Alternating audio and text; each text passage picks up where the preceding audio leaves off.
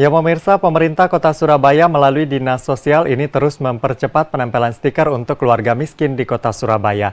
Dari target 75.069 KK, saat ini sudah tercapai, sudah ditempelkan stiker adalah 59.473 kepala keluarga atau 79,22%.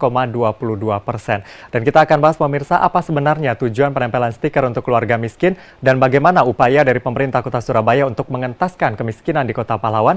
Kami akan bahas untuk Anda dalam dialog Titik Tengah spesial sesaat lagi.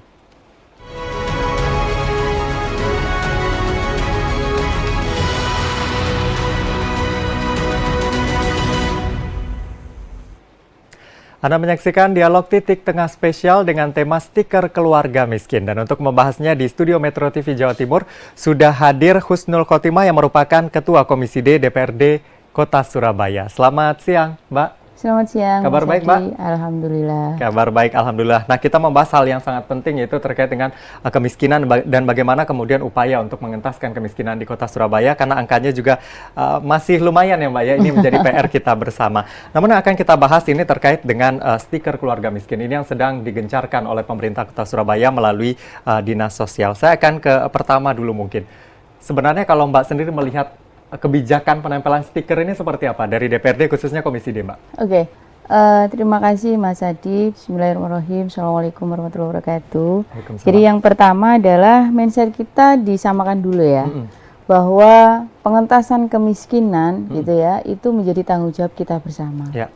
Tidak ada kabupaten kota pun yang kemudian memiliki apa ya, harapan atau cita-cita bahwa angka kemiskinan mereka itu tidak akan turun. Jadi mindsetnya itu kita samakan dulu bahwa apapun yang kita lakukan ya, sekalipun memang kita paham selama masih ada kehidupan ini tentu kemudian kemiskinan itu masih akan terus ada. Tetapi tidak menutup kemungkinan bahwa kerja-kerja kita itu menuntaskan atau kemudian mengurangi angka kemiskinan itu menjadi poin penting dalam pembangunan kota.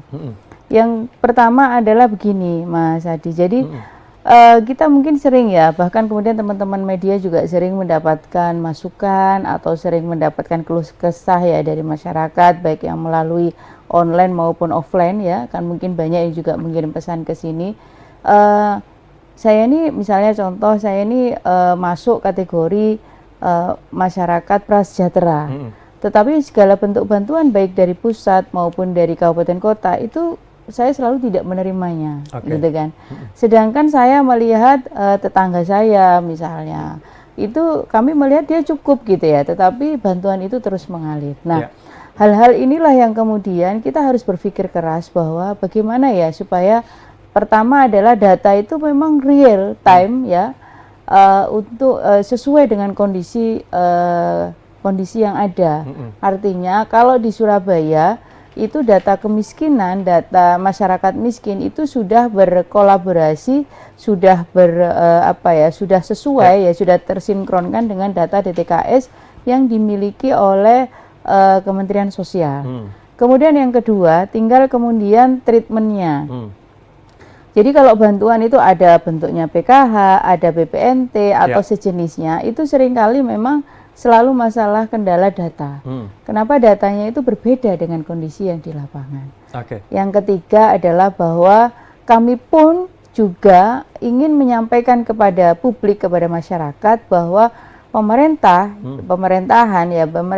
itu berarti DPRD dan pemerintah Kota Surabaya ingin menyampaikan dan melaporkan kepada masyarakat bahwa segala bentuk bantuan atau upaya-upaya treatment itu memang tepat sasaran. Jadi salah satu penempelan stiker itu, salah satu tujuannya adalah ketepat sasaran segala bentuk intervensi pemerintah kota. Jadi benar-benar sesuai verifikasi yang dilakukan, bukan kedekatan dengan pihak yang melakukan pendataan gitu ya.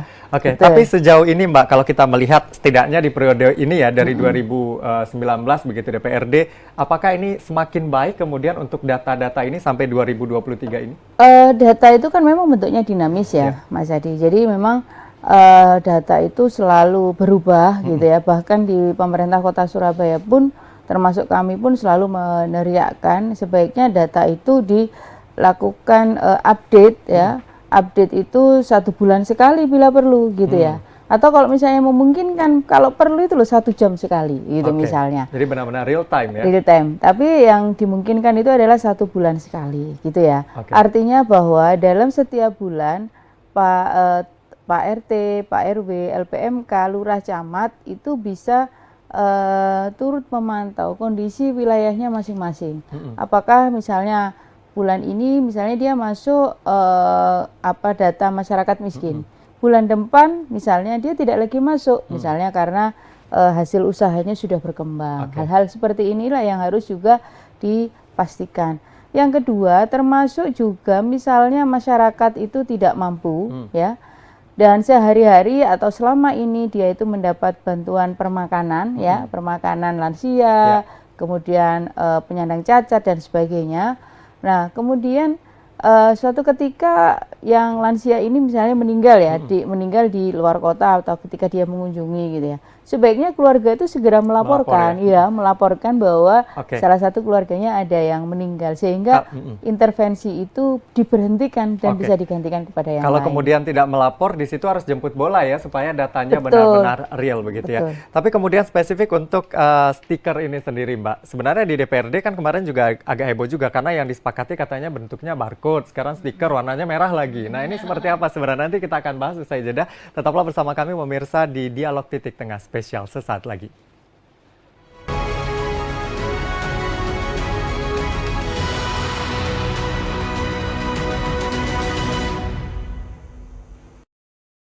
Dipersembahkan oleh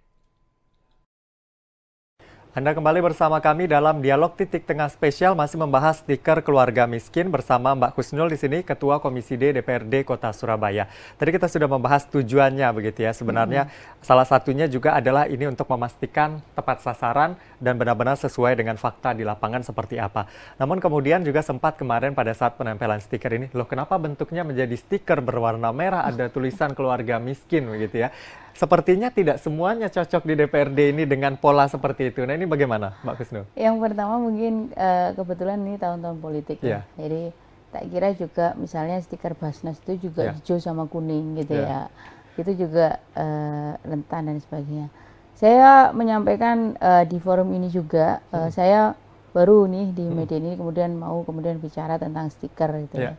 Jadi begini, usulan saya, gagasan untuk penempelan stiker itu sejak waktu itu kalau nggak salah sekitar satu tahun yang lalu lah, lebih ya.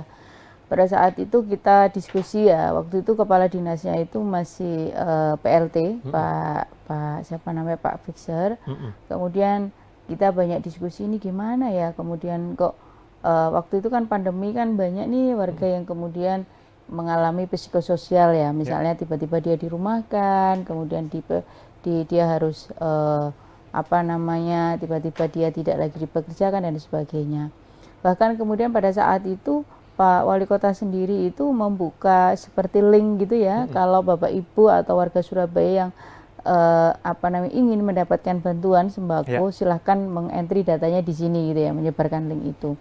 Nah, kemudian kita ngobrol kok banyak yang nggak tepat sasaran ya keluhan-keluhan itu. Akhirnya kemudian di Pemkot memiliki gagasan untuk stiker itu. Sebenarnya kalau kita lihat kabupaten kota yang lain, penempelan stiker atau penanda ya, itu bukan hal baru. Katakan misalnya di salah satu daerah di Jawa Tengah itu ada yang dipilok, ada yang juga diberikan stiker, ada yang diberikan petanda dan sebagainya. Tetapi bahwa pada saat itu saya hanya menyampaikan begini, kalau rencananya mau diberikan stiker, maka kiranya tidak usah pakai embel-embel nama, sudah QR saja, gitu kan? QR sebagaimana kalau kita sekarang kan trennya bayar kalau kuliner atau apa kan pakai kris gitu kan ya, atau kemudian dengan scan barcode begitu. Saya hanya mengusulkan itu, tidak kemudian ngomong masalah warna juga tidak gitu. Saya hanya mengusulkan usulan saya bahwa itu hanya QR saja, gitu kan. Nah, di perjalanan kami pun sudah tidak lagi membahas itu gitu ya, karena kami fokus dengan program-program yang lain. Tetapi kemudian suatu ketika Pak Wali Kota beserta jajarannya kemudian menempelkan itu, ya kita rada terkejut sebenarnya loh, kok ada tulisannya, terus berwarna lagi gitu ya, gitu. Tetapi begini Mas Adi, saya ketika penempelan simbolis ya di 5 rumah yang di Kecamatan Gubeng itu, saya mendampingi Pak Wali sama teman-teman Komisi D yang lainnya. Saya tahu betul di depan mata saya mendengar sendiri ketika kemudian Pak Wali mau menempelkan ya, jadi itu beliau pertama berkomunikasi dulu nih dengan ibu yang tinggal di situ gitu ya. Dan juga kan kalau ada Pak Wali turun itu kan mesti nih warga itu kan yang ngumpul gitu, yang nyampaikan macam-macam lah, sebagaimana kalau kita lihat ketika Pak Jokowi kunjungan kerja gitu ya. Kemudian Pak Wali kemudian menanyakan bahwa ibu bagaimana gitu ya, dia nanyakan yang penghuni rumah itu tinggal berapa orang, suaminya kerja di mana gitu ya, anak-anaknya di mana, itu pasti begitu. Jadi 5 rumah ya simbolis itu saya kalimatnya sama gitu ya. Jadi beliaunya ibu gimana begitu, terus ya macam-macam, ada yang suaminya itu kerja sebagai tenaga serabutan di luar kota, ada yang anaknya saat ini sedang masih mengenyam pendidikan dan sebagainya. Dan kalau kemudian terus kemudian ditanya harapannya apa gitu ya, Pak Wali kami anak saya bekerja, anak saya sekolah dan sebagainya. Kemudian Pak Wali mesti minta tolong dinas terkait untuk mencatat dan nanti kita carikan solusi kan, misalnya mungkin dibuatkan padat karya, dilibatkan dalam padat karya atau yang lainnya. Kemudian saat mau menempel, ini kemudian Pak Wali itu menyampaikan kepada ibunya, ibu mohon izin ya ini saya tempel gitu ya. Bu mohon izin, mohon maaf begitu. Karena saya pas di sebelahnya Pak Wali itu, saya bilang mohon maaf gitu ya, terus mohon izin gitu. Ini tidak untuk merendahkan ibu. Jadi kalimat itu disampaikan Pak Wali. Terus kemudian ini menjadi tanggung jawab saya ya, bersama DPRD itu malu gitu loh kalau ada masyarakat yang kemudian dengan kondisi perkembangan Surabaya masih ada begitu ya. Akhirnya setelah ditempel gitu ya. Dan kemudian saat menempel pun beliau baca sholawat mas. Ya, Sholawat Muhammad begitu ya gitu. Terus kemudian responnya bagaimana Mbak? Dan respon ibunya begitu, enggak apa-apa Pak Wali gitu. Karena memang saya betul-betul membutuhkan. Dia bilang kayak gitu. Jadi itu yang kemudian kita, jadi bukan kemudian nempel lagi enggak. Karena waktu simbolis ini saya cerita apa adanya, hanya hanya satu berapa yang itu saya ajak cerita gitu. Jadi karena saya sebelahnya tahu betul, dan itu semua rumah itu beliau begitu. Ibu minta maaf gitu, mohon izin gitu. Ini tidak untuk merendahkan. Apakah gitu. Kemudian yang ingin Mbak katakan akan lebih baik itu barcode hanya pihak-pihak tertentu saja yang tahu informasi mendetailnya? Kalau menurut saya begini ya, makanya kemudian di awal saya sampaikan ke Mas Adi, mindset kita harus sama dulu bahwa pengentasan, pengendalian kemiskinan itu tanggung jawab kita bersama, gitu kan.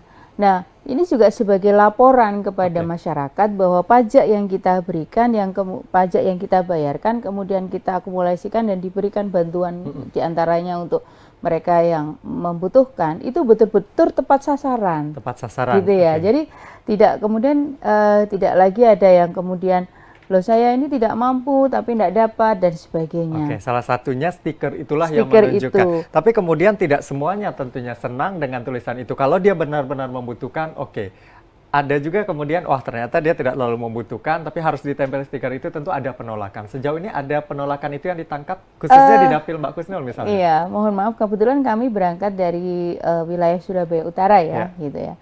Beberapa informasi yang kami masuk itu mohon maaf, rata-rata dia bersyukur gitu ya. Artinya dia merasa aku lihat ditempel stiker ini dia akan mendapatkan perhatian lebih gitu ya dari pemerintah gitu ya. Tapi ada juga yang kemudian juga mampir ke sosmed kami ya, sosmed kanal-kanal milik pemerintah Kota Surabaya dengan sampaian yang bermacam-macam. Jadi misalnya kok tega begitu ya dan sebagainya. Nanti kita akan bahas lagi bagaimana mengatasi bagi mereka yang tidak setuju tadi atau menolak begitu, ada kata-kata seperti itu begitu ya, meskipun mereka sebenarnya butuh. Kita akan bahas usai jeda, tetaplah bersama kami di Dialog Titik Tengah Spesial.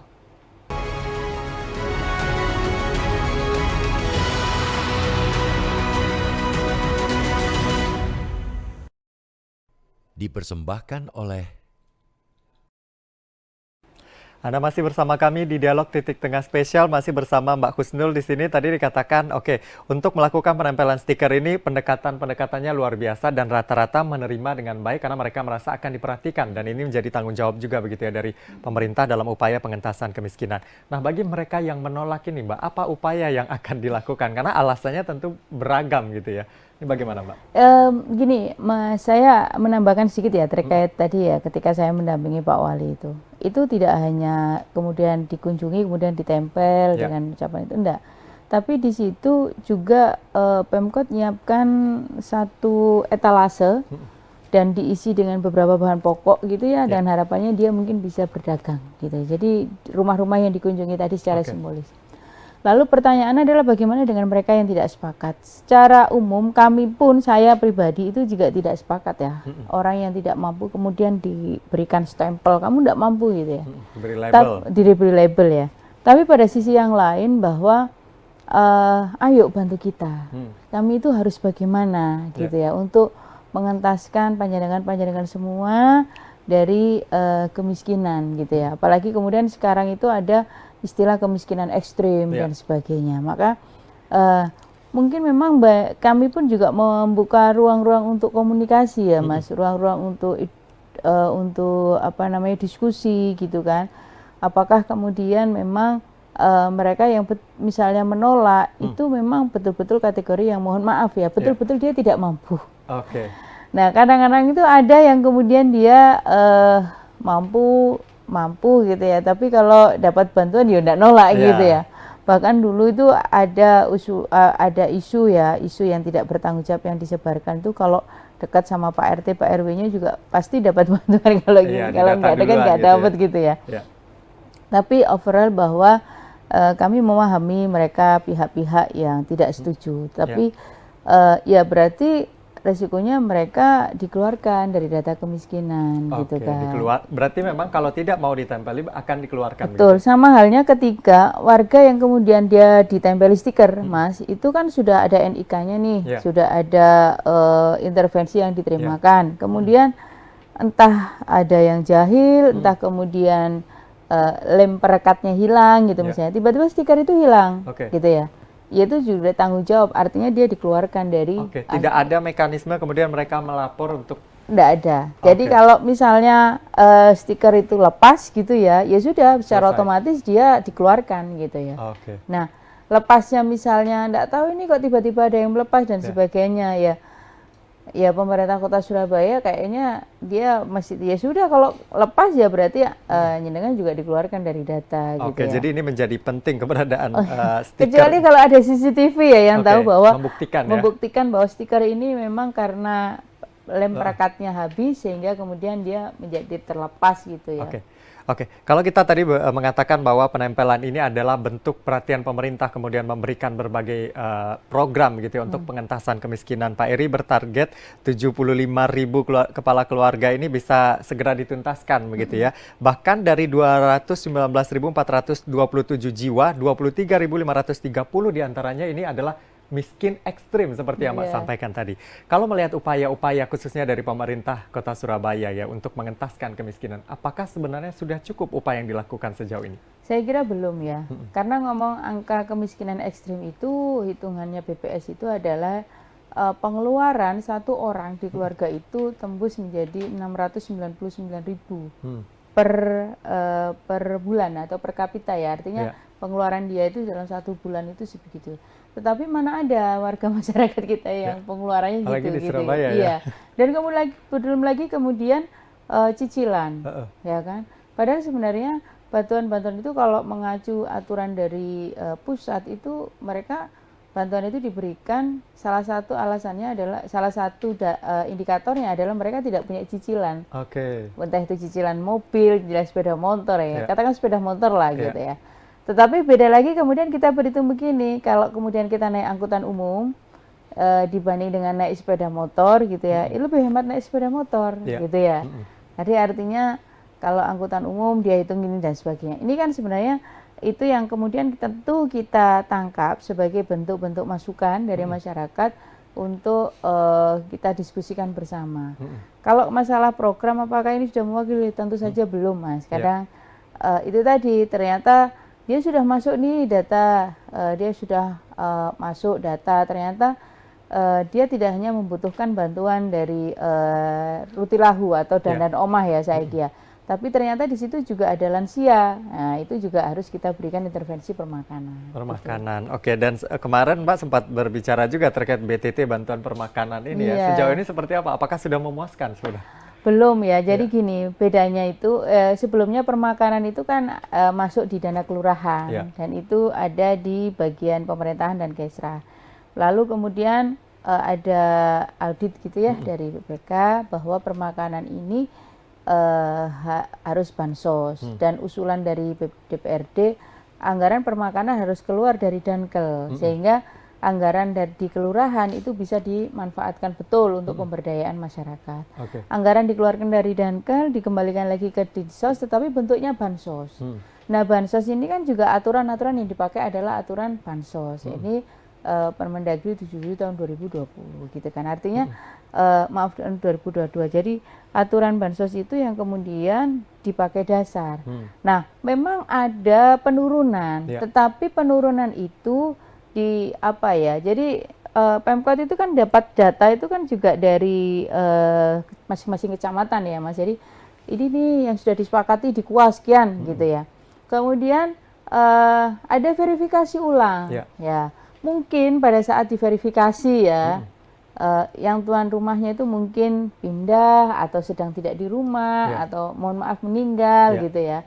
Akhirnya kemudian data itu berbeda dengan yang disampaikan di awal. Oke, ini menjadi PR kita bersama PR gitu ya untuk kita menyelesaikannya. bersama. Lalu kemudian akan instrumen bantuan itu kan banyak begitu ya, ada yang dari nasional, ada dari provinsi, ada bantuan dari pemerintah kota sendiri. Bagaimana harusnya kita bisa memaksimalkan bantuan yang ada baik dari pusat sampai ke daerah ini agar angka 75.000 kepala keluarga ini bisa menurun begitu ya, berkurang setiap tahunnya. Kalau untuk nol sepertinya tentu susah di daerah manapun. Bagaimana, Mbak? Upaya itu akan terus kita lakukan ya, Pak Wali Kota Surabaya punya target dalam 1 tahun ke depan ini sudah selesai. Memang kita memahami tidak melulu masalah bantuan berupa uang ya, tapi juga bantuan misalnya ada masyarakat yang tidak mampu, tetapi dia itu membutuhkan bentuk-bentuk pelatihan. Ya, oke. Misalnya Pemkot ini banyak nih pelatihan-pelatihan yang diinisiasi, baik itu yang pelatihan itu sifatnya untuk kepemudaan maupun untuk masyarakat umum. Misalnya sebentar lagi contoh misalnya sebentar lagi ini mau puasa nih gitu ya. Sebentar lagi juga hari raya gitu ya. Tentu baik sebagian masyarakat ada yang ingin mendapatkan pelatihan membuat kue kering misalnya gitu kan. Nah, nanti kalau sudah dilatih, didampingi bahkan kalau butuh permodalan atau bantuan alat bisa disampaikan kepada pemerintah Kota Surabaya melalui Basnas gitu ya. Nanti kemudian dia bisa dengan hasil pelatihannya itu dia bisa membuat dan nanti Pemkot pun juga bantu memasarkan dan melibatkan pada program-program. Oke, berarti tidak hanya memberikan ikannya, kailnya juga diberikan begitu dengan berbagai program yang ada. Terakhir singkat saja karena kita akan closing begitu ya. Di 2023 yang katanya penuh ketidakpastian ini, apakah kita optimis target ini bisa dijalankan dengan baik, Mbak? Singkat saja. Baik, terima kasih Mas Adi. 2023 sebagaimana disampaikan oleh Pak Presiden, kita juga akan mengalami resesi gitu ya. Dalam ketidakpastian ini tentunya pengendalian dan pengentasan kemiskinan itu tidak hanya bisa diselesaikan oleh kami yang di pemerintah, baik DPRD maupun pemerintah Kota Surabaya, tetapi dengan gotong royong seluruh masyarakat Kota Surabaya, bagaimana upaya-upaya intervensi program yang sudah kita rencanakan, sudah kita anggarkan tepat sasaran, dan juga mendorong masyarakat luas untuk kemudian berkontribusi. Salah satunya adalah menyampaikan data kondisi wilayahnya ya melalui Pak RT, Pak RW, siapakah masyarakat yang betul-betul membutuhkan atau ada masyarakat yang terlewat ya dari pantauan kami. Itu sejatinya salah satu upaya bagaimana kemudian pengendalian dan pengentasan kemiskinan bisa kita lakukan bersama-sama. Oke, kembali lagi ke awal seperti yang disampaikan Mbak Kusnul tadi, ini PR kita bersama, tidak hanya pemerintah Kota Surabaya, dan kita harapkan ini bisa berjalan dengan baik di tengah ketidakpastian di tahun 2023 ini. Ya pemirsa, itulah tadi perbincangan kami stiker keluarga miskin dan bagaimana upaya yang dilakukan begitu ya untuk pengentasan kemiskinan, dan kita harapkan ini berjalan dengan baik. Akhirnya saya Anwar Fuadi pamit, terima kasih atas kebersamaan Anda, sampai jumpa.